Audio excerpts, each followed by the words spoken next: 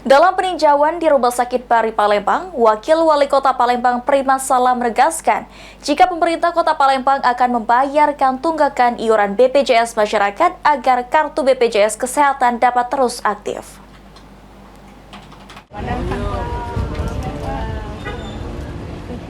Dalam peninjauan di Rumah Sakit Pari Palembang pada Rabu 5 Maret 2025, Wakil Wali Kota Palembang Prima Salam mengatakan, dari peninjauan ini pelayanan kesehatan di Rumah Sakit Pari Palembang berjalan baik. Namun untuk kenyamanan perlu peningkatan agar bisa sejajar dengan rumah sakit swasta. Untuk memudahkan masyarakat mendapatkan pelayanan kesehatan, masyarakat yang tidak memiliki BPJS Kesehatan maupun KIS bisa menggunakan KTP. Dan pemerintah Kota Palembang akan membayarkan tunggakan iuran BPJS masyarakat agar kartu BPJS Kesehatan dapat terus aktif.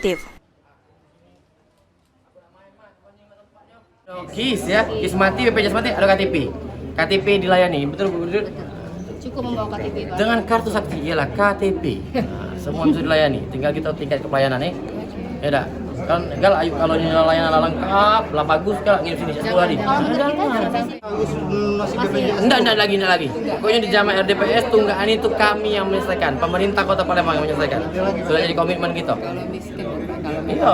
yang miskin Ya yang miskin kalau mobilnya 3 masanya banyak diri lah. Wakil Wali Kota Palembang menargetkan peningkatan kualitas pelayanan rumah sakit. Pemerintah dapat menyamai rumah sakit swasta dalam 1 hingga 2 tahun ke depan. Sandi Pratama, PAL TV.